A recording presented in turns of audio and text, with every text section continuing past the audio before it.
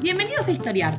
Este podcast fue creado y producido por la ASAI, Asociación Argentina de Investigadores de Historia. Un podcast sobre historia argentina, latinoamericana y mundial. Acompáñanos en este recorrido por el pasado para pensarnos en el presente.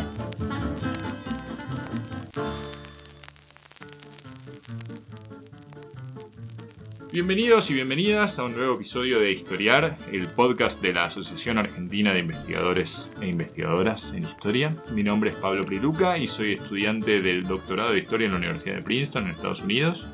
Hoy estoy a cargo de un episodio especial de Historiar. Vamos a hablar de qué es la historia global y para eso tenemos con nosotros a uno de los grandes exponentes de esa tradición, el profesor Jeremy Edelman de la Universidad de Princeton.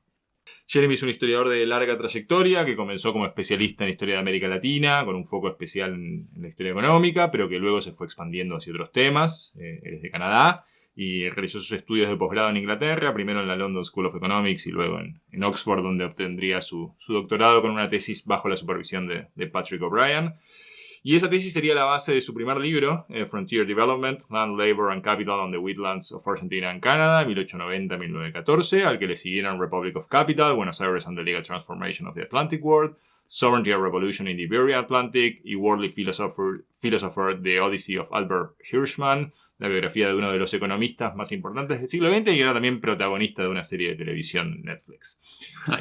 Aparte de eso, Jeremy ha dirigido varias compilaciones y volúmenes editados y ha sido uno de los impulsores del libro Worlds Together, Worlds Apart, An Introduction to World History from the Beginnings of Humankind to the Present, un manual para la enseñanza desde una perspectiva global de la historia, que ya tiene varias ediciones.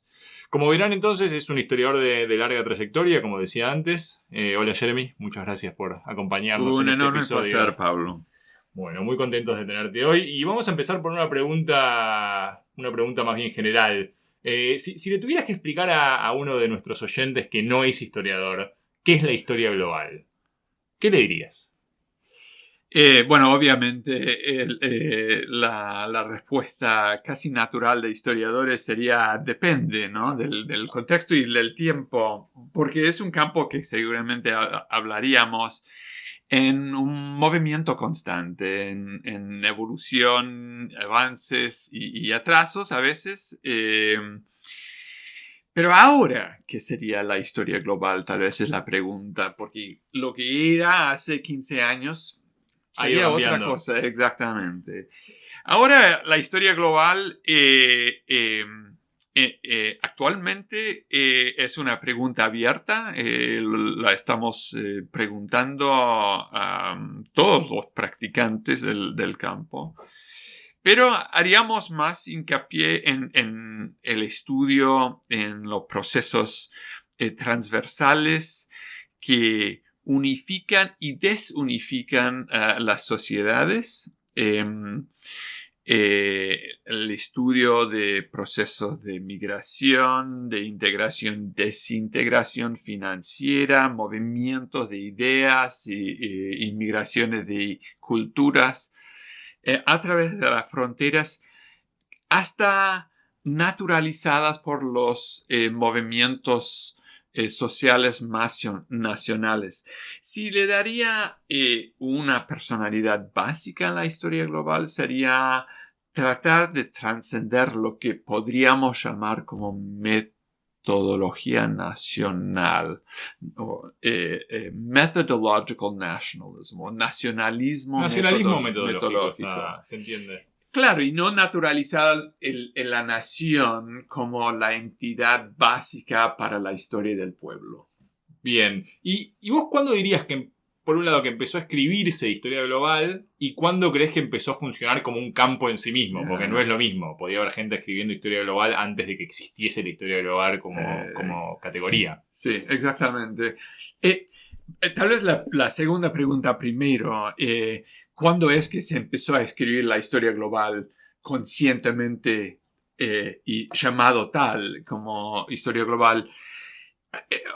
Podríamos identificar dos momentos claves. Uno sería la publicación de un libro de un historiador de la China, Kenneth Pomeranz, comparando los procesos de industrialización, más que todo en parte de Inglaterra, con procesos de protoindustrialización, y tal vez podemos volver a la definición qué es industrialización y qué es proto, en la China, con la pregunta clásica de por qué no se industrializó la China y sí la Inglaterra. Una historia, un relato de una historia comparativa de gran escala, atacando un problema clásico de los orígenes de la modernidad. Eso fue una instalación, y la segunda fue la creación de una revista de historia global, The Journal of Global History, fundado en parte por, lo nombraste en la introducción, de Patrick O'Brien, con la idea de no reproducir el esquema de otros modelos previos de historia global, sino crear historia global como una historia dedicada, consagrada a el consumo de relatos para la época de la globalización. Ok, eso es interesante, porque la revista, si no me equivoco, empezó a salir en 2006. Sí, exactamente. ¿Cómo crees que se conecta eso con digamos, los debates sobre la globalización que existían en esa época? Claro. Bueno, una relación ahora, diríamos, una relación problemática, pero muy íntima, en el sentido de que lo que le preocupaban a los historiadores de esa primera generación de historia global, yo, si lo podría simplificar, es simplemente decir, proceso del estudio de integración y conexión, ¿no? Hasta convergencia de sociedades alrededor de leyes, normas, prácticas sociales más unificadoras entre sociedades. Y en ese sentido fue digamos, el espíritu de la revista, es producir relatos de integración social, político, económico, que sobrepasaba, y vamos a seguir volviendo a eso, digamos, de las fronteras nacionales. Entonces, si hay una palabra para definir, sería integración. Ok, integración. Es interesante que empezó con un libro como el de Pomeranz, que habla de divergencia, y terminó con relatos sobre integración. Y vos en realidad diste tus primeros pasos como historiador escribiendo un libro que uno podría catalogar como historia comparada, que fue de la comparación entre Argentina y Canadá. Y después en Republic of Capital te inscribiste en lo que por entonces se llamaba como historia atlántica. Uh-huh. ¿En qué momento empezaste vos a conectarte con los debates sobre historia global? O dicho de otra manera, ¿en qué momento tu propia trayectoria se empezó a cruzar con la del giro en la historia global? Sí. Es una pregunta un poco más biográfica. Sí. En realidad, para muchos latinoamericanistas, estos elementos claves de la personalidad del campo ya existían para latinoamericanistas, ¿no?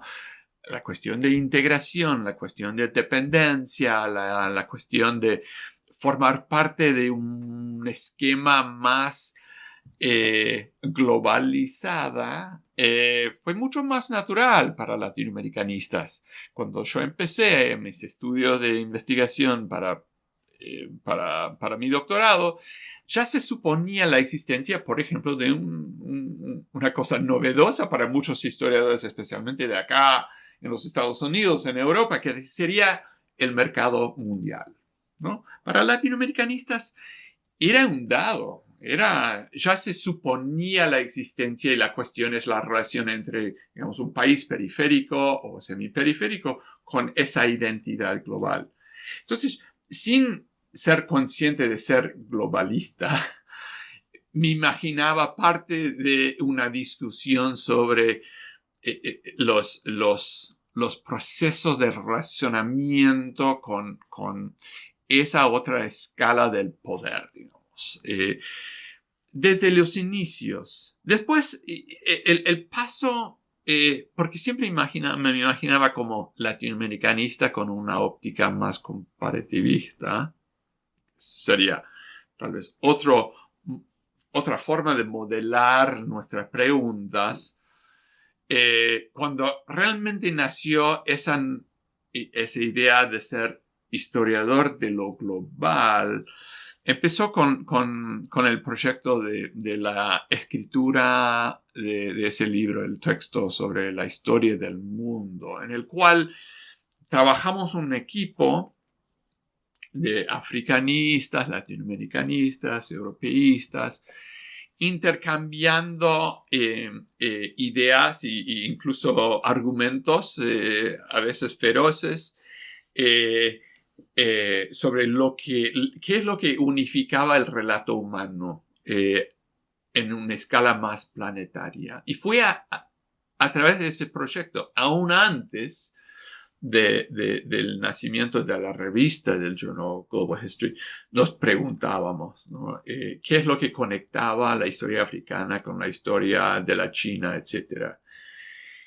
Y fue a través de esa discusión que realmente me imaginaba, bueno, que como latinoamericanistas, ¿qué es lo que podría contribuir al relato más general, ¿no? Desde lo parcial? Y bueno, de hecho mi siguiente pregunta un poco iba en el sentido de cuáles son las principales virtudes de la historia global. Un poco hablaste de eso en lo que hace la investigación, pero me preguntaba, porque vos le das mucha importancia también, me preguntaba por sus virtudes en relación a la enseñanza de la historia. Sí, bueno, empezando con la enseñanza y empezando tal vez con la cuestión de la enseñanza desde acá en los Estados Unidos, porque estamos hablando con nuestros amigos en Argentina desde un lugar en el cual se enseñaba tradicionalmente la historia, el currículum para la historia universitaria en los Estados Unidos empezaba con cursos sobre la historia, obviamente, en los Estados Unidos, con sus etapas naturalizadas de la colonia, la formación de la nación, siglo XX, gran poder, etc. Con el telos, ¿no? Desde la colonia hasta el imperio. Sin la existencia del mundo, o el resto del mundo llegaba en el relato americano con posiblemente la Guerra Fría, seguramente con la guerra del Vietnam, ¿no? Con la entrada del poder americano en su escala planetaria. Bueno, existía ese elemento clave, existía el otro que era Western Civilization, ¿no? De civilización occidentales que incluía Europa y los Estados Unidos, la formación de una civilización, entre comillas, con ciertos elementos identificadores, liberalismo, democracia, modernización, etc. En el cual, obviamente, el resto del mundo no existía. Y por eso hablábamos en aquella época, cuando inventábamos ese texto, de cómo combinar la historia del West con el rest, los Westerners con los Resterners. Y hasta qué punto uno podía hasta hablar de la contribución de los Westerners a la formación de los Westerners, o sea, de invertir la jerarquía asumida en el currículum. En la causalidad. Exacto. Entonces, tu pregunta sobre la enseñanza es importante porque el impulso original nació ahí, no sobre la cuestión de investigación, sino cómo abrir los ojos a nuestros estudiantes a la idea, a la noción de su propia civilización, su propia nación, su propia democracia fuera definida, pautada, digamos, creada por sus relaciones con otras sociedades. Y obviamente en los Estados Unidos la apertura natural era con la relación con África a través de la esclavitud. Porque ya venía un debate en los Estados Unidos sobre la relación entre África y las Américas. Y antes de la apertura de lo que se llama historia global, se abrió el campo de historia atlántica, ¿no? Ya para empezar a romper con las fronteras cerradas de los pueblos que nacen de su propia fuerza interna, ¿no? Con un motor endógeno de su propia fuerza. ¿Y cuál, por tu experiencia usando ese manual acá y sabiendo que es un libro de texto que se usa en muchas otras universidades, ¿tenés algún sentido del feedback, de cuál ha sido la respuesta o el impacto de ese nuevo proyecto educativo? Porque incluso para lugares como América Latina, la historia que nosotros aprendemos, no solamente en el colegio secundario, pero también en la universidad, es una que ya está más integrada, es una que forma parte de un sistema, pero también es está bastante circunscripta a Europa y en el mejor de los casos Estados Unidos, digamos. Sí. Entonces me parece que está apuesta por pensar globalmente la enseñanza, trasciende a Estados Unidos porque en parte el nacionalismo metodológico nos concierne a todos. Pero ¿tenés algún sentido de cuál fue el impacto del uso de este libro de texto en otros lugares, en otras universidades, aquí mismo en Estados Unidos? ¿Y cuál fue el resultado de esa apuesta? Sí. Mucho menos que hubiéramos esperado. Okay. Mucho menos impacto. Creo que hablamos mucho de historia global como si fuese un campo con gran energía, hasta visto como una fuerza cuasi hegemónica a veces. Es mucho más débil, mucho más frágil, mucho más incierto que mucha gente lo crea. La respuesta que muchas veces recibo de parte de los que usan el texto y los propios lectores de los estudiantes que usan el texto, y refleja algo sobre cómo es que está visto el mismo campo, es que es muy complejo. Porque ataca el esquema sencilla que sería, volviendo a la cuestión nacional, ¿no? De un pueblo nacido de ciertas experiencias colectivas que van madurándose y etcétera. Mientras que lo global hace mucho más énfasis en lo relacional con otros extranjeros, strangers, ¿no? Y hay dos formas de hacerlo. Uno es simplificarlo y mirar a la experiencia planetaria desde el punto de vista de un satélite. O sea que podríamos haber escrito el libro desde una posición fuera de nuestro planeta. Fuera del tiempo y el espacio. Exacto, y científicamente observando a los nativos corriendo, matando a otros y cogiendo con otros. Y esa es la humanidad, ¿no? Desde afuera. Y hay historiadores, tal vez el más conocido es Yuval Harari, que escribe de esa forma, ¿no? Y es muy simplificador. Entiendo por qué es muy atractivo, porque la complejidad es compleja. Lo que intentamos hacer y mi posición en los debates sobre qué es la historia global es ser radicalmente pluralista, es reconocer que los mismos procesos globales tienen sentidos variables según uno lo encuentra tanto en el tiempo como en el espacio. ¿Qué es lo que significa, por ejemplo, el libre cambismo en el siglo XIX desde Buenos Aires comparado con Manchester? No es la misma historia.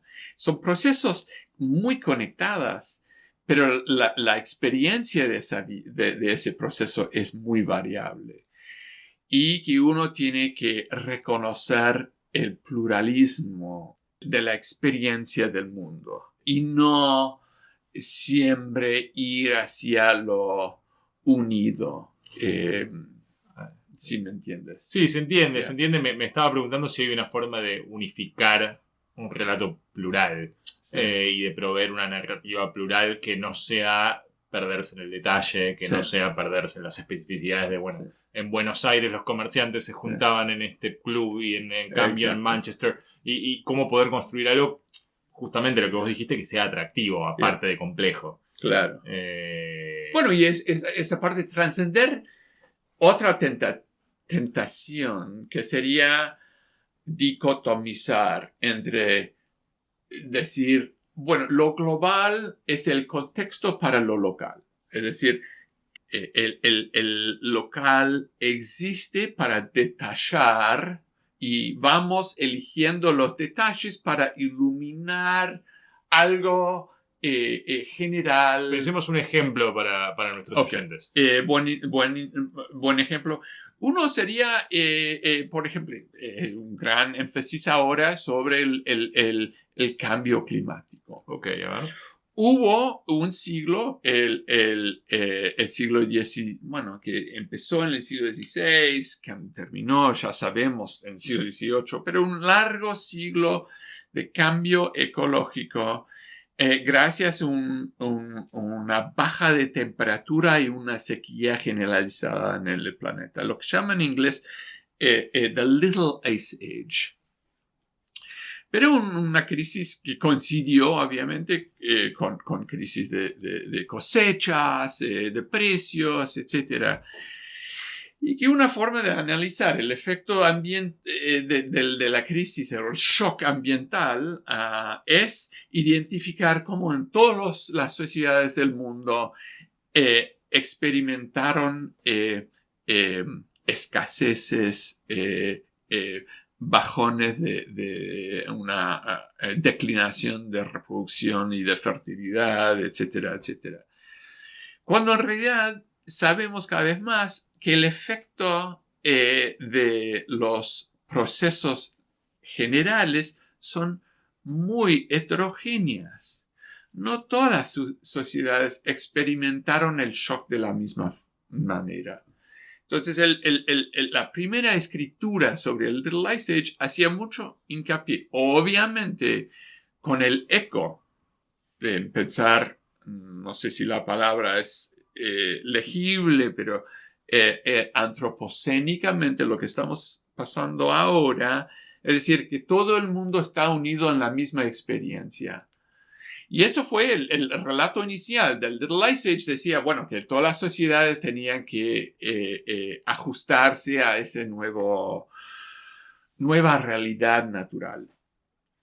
Cuando en realidad vemos que las desigualdades globales se revelan en los mismos choques, aun con choques naturales en este caso.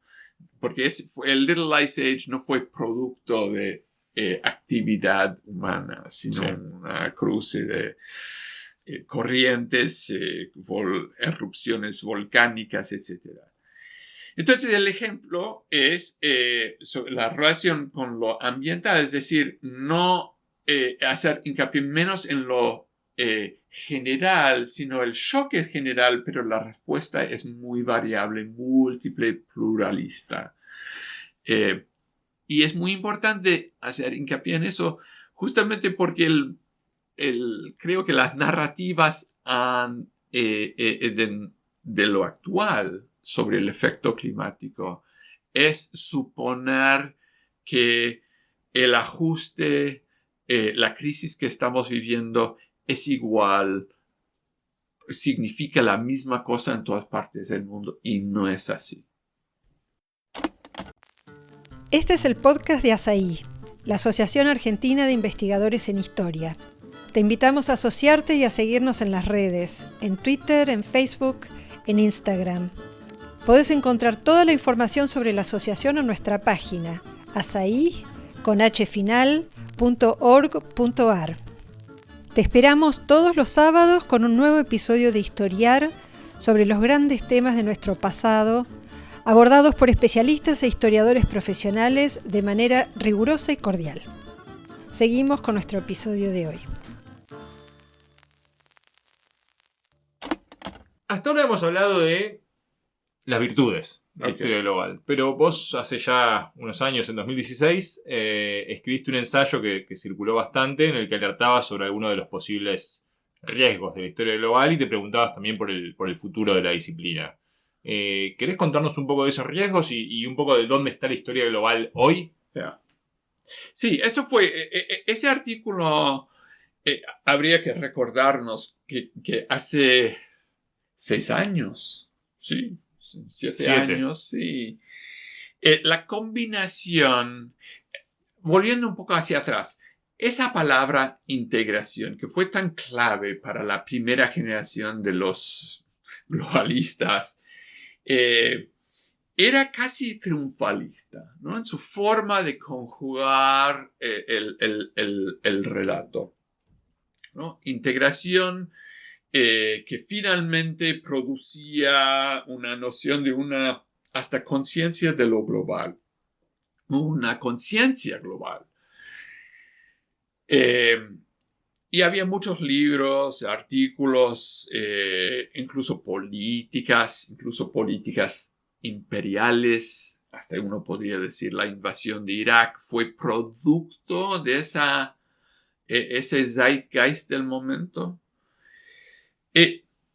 Entre Brexit, Donald Trump, Modi, Bolsonaro, etc., reconocer que los procesos de integración eran mucho más débiles que suponíamos y que tal vez en nuestro afán por producir narrativas sobre procesos de reconocimiento mutuo, de abrazos a los procesos de interdependencia, olvidaba en el interés por integración y conexión cómo es que los mismos procesos globales podrían producir desintegraciones, desconexiones, desmantelamientos de formas de vida, no solo locales, sino globales, solidaridades, incluso una solidaridad socialista, otros modelos de humanidad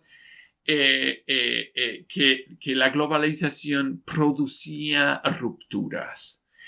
Y que no es, los historiadores en ese interés por, en francés es histoire croisée, historias cruzadas, no reconocían cómo es que una propia experiencia podría ser una experiencia global, podría ser de ser desconectado, aislado, olvidado, ¿no? Como efecto de lo global, ¿no? Y no de un reliquio de otra época que nunca fue integrada. Lo estás usando para hablar de fenómenos, por ejemplo, de fenómenos políticos como el de Modi en la India o el de Donald Trump, que no son simplemente formas del nacionalismo ancestrales, sino respuestas nuevas a procesos de integración, ¿verdad? Sí, una expresión de eso es evidentemente el nacionalismo. Es el nacionalismo. Había un dicho en aquella época, digamos, de la primera generación de los naifs, y me incluyo en parte en ese club. Por eso ese artículo fue un reconocimiento de mis propios prejuicios metodológicos. Era suponer que la historia global era la etapa de evolución de nuestras propias historiografías para reemplazar lo nacional y no entender que los procesos globales resignificaban lo nacional, que no es una dicotomía, historia global es antinacional. Y si no, habríamos que, como lo hemos hecho nosotros dos, es reconocer cómo es que la nación es inventada, creada por lo global, para gestionar lo global, para balancear los choques, por ejemplo, ambientales, que significan lo nacional. Y es ese olvido, digamos, de los liberales, cosmopolitas, incluso muchos de la izquierda, de la necesidad de la nación para manejar lo global, lo cedemos. Entonces, ¿qué es la historia global ahora? Yo diría mucho más humilde. Que pasó de una etapa triunfalista a una etapa casi de resistencia. ahora es de resistencia, aunque sí, ahora sí, de resistencia y además de mucho más humildad casi, ¿no? Los pronunciamientos, especialmente de ciertos colegas míos que no van a mencionar, muy, sí, triunfalistas, ¿no? Sobre la superioridad de lo global. Tenemos que reformular la relación entre varias escalas de vida, y no solo lo global, sino lo local, lo nacional, lo regional, y ser, por un lado, pluralista, ¿no? Entender que la experiencia del mundo es muy variable, y por otro lado, multiescalar. Serían los dos desafíos. Y por eso los estudiantes protestan y dicen, eso es muy complicado, ¿no? Voy a volver a la nación. Y ese es el desafío, ¿no? Porque la nación tiene ciertas virtudes, la palabra que usaste, para captar una audiencia. Y creo que ese es nuestro desafío ahora, cómo crear relatos que podrían captar la imaginación de nuestros lectores o nuestros estudiantes sin ceder a los formatos simples del nacionalismo. Y te quiero hacer unas preguntas al final sobre América Latina, pero antes de pasar a eso, estamos viendo la reemergencia de un mundo de bloques. Yeah.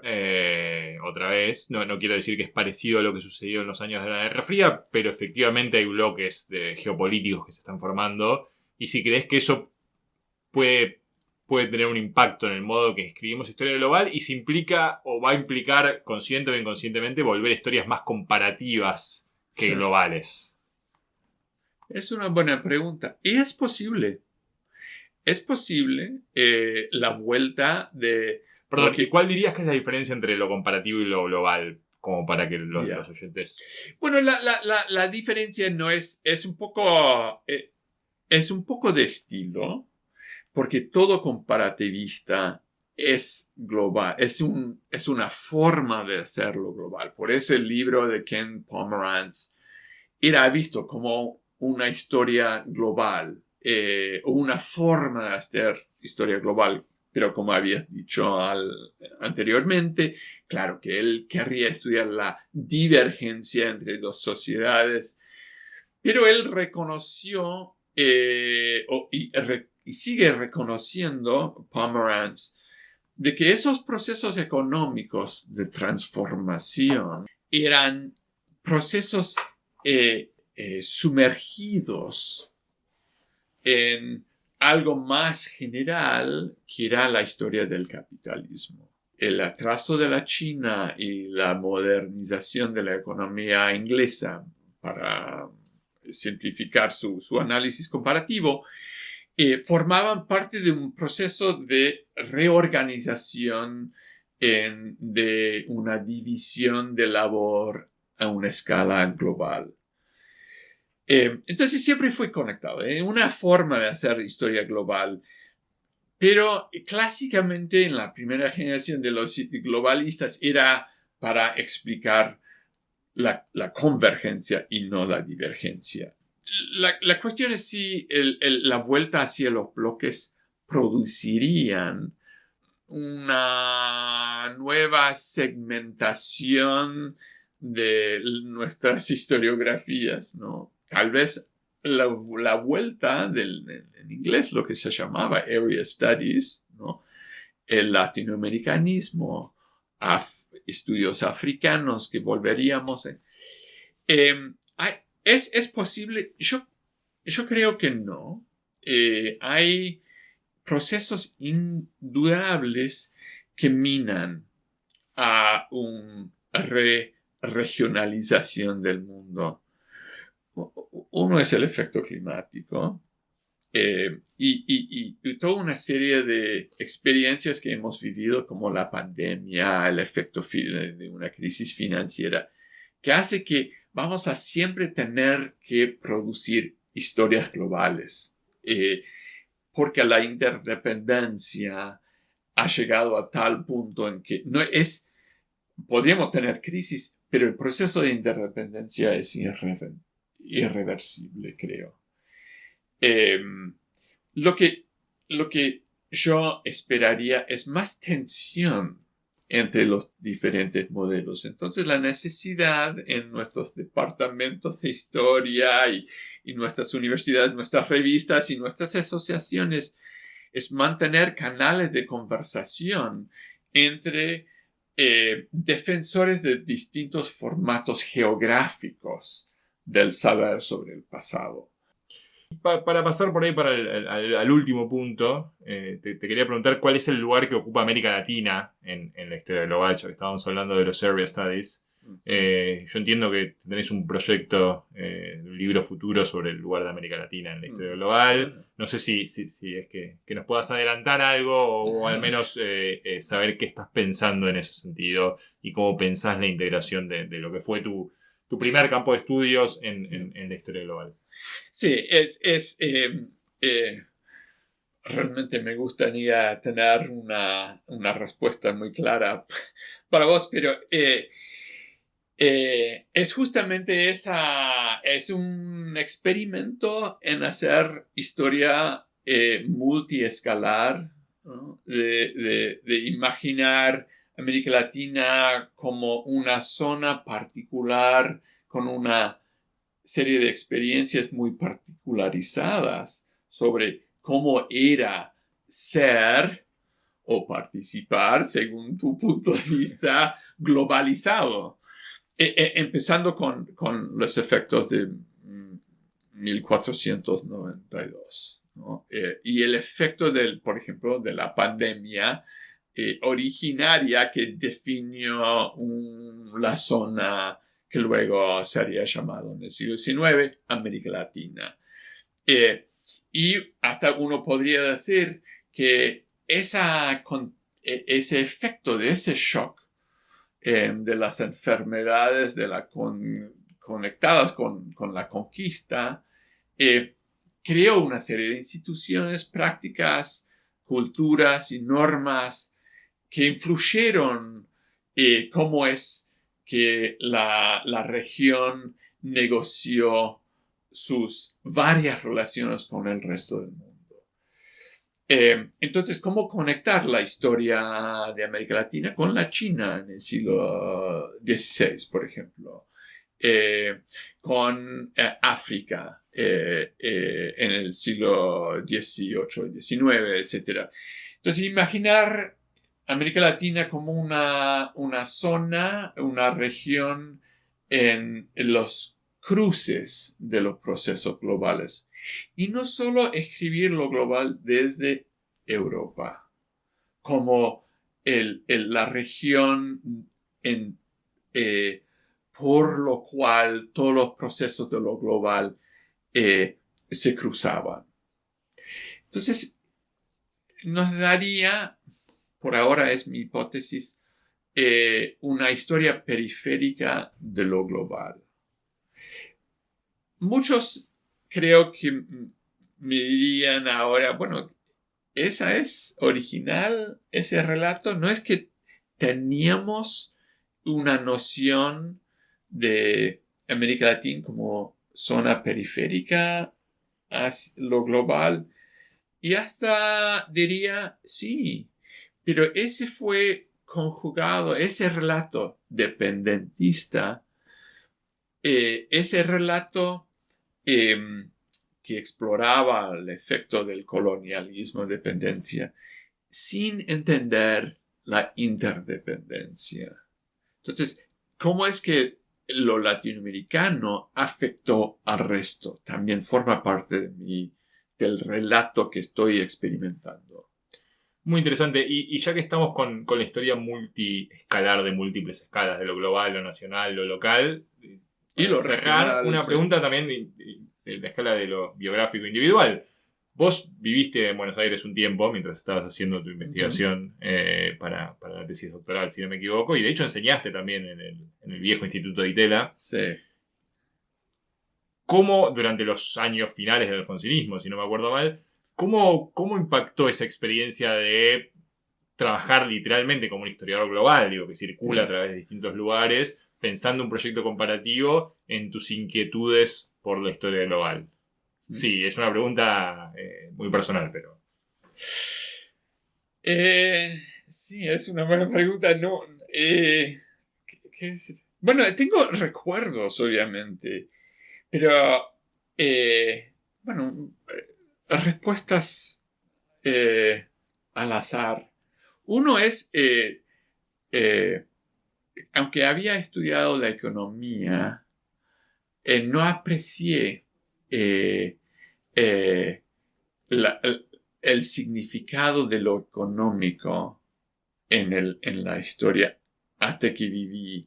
Era muy abstracto para mí, hasta mis años porteños. Llegué a final del 86, principios del 87, en el medio del lo que en aquella época era todavía el momento exitoso del Plan Austral, donde se hablaba mucho de lo que Albert Hirschman llamaría posibilismos, ¿no? De alternativas. Obviamente terminó la historia mal, pero reconocer que la economía es mucho más, podría decir, maleable y sujeto al poder político. Que yo creo que viniendo desde Canadá y con mi formación en Inglaterra, venía con una idea de que la economía es una zona apartada del resto, en el propio entrenamiento como economista. Eso fue el primero. La relación entre economía y el resto en la formación de la economía. Segundo es la relación entre el relato y la narrativa y el presente. Porque jamás había vivido en un país hasta aquel momento en el cual el pasado tenía una relación muy íntima con los debates sobre el presente. Claro, en los momentos todavía 3 años después de las elecciones del 83, era muy cuestiones sobre los orígenes de la democracia, la formación de la democracia, no tenían que ver con historias del siglo XVIII o del siglo XIX. Tenían que ver con una historia actual. Y realmente nunca había pensado en la relación entre la historia y los creadores de la historia y sus relaciones con su momento de vida. Yo creo que eso fue las dos herencias. Casi ahora que voy día a día, incluso acá en los Estados Unidos, voy con esa... I was rewired en Buenos Aires. Reconectado. Sí. Y obviamente me quedé enamorado de la ciudad de Buenos Aires y la extraño mucho. Incluso tenemos acá el afiche sobre el puerto de Buenos Aires. Y qué es tener hasta un hogar, un home en otro país que no es lo suyo. A pesar de haber vivido varios años en Inglaterra, nunca sentí haber tenido un home, un hogar en otro país antes de haber llegado a Buenos Aires. Bueno, muy interesante. Muchas gracias, Jeremy. Un placer. La verdad que ha sido un placer escucharte. Y a nuestros oyentes entonces les decimos que esperamos encontrarlos la semana próxima con un nuevo episodio de Historiar, el podcast de la ASAI. Muchas gracias. Gracias.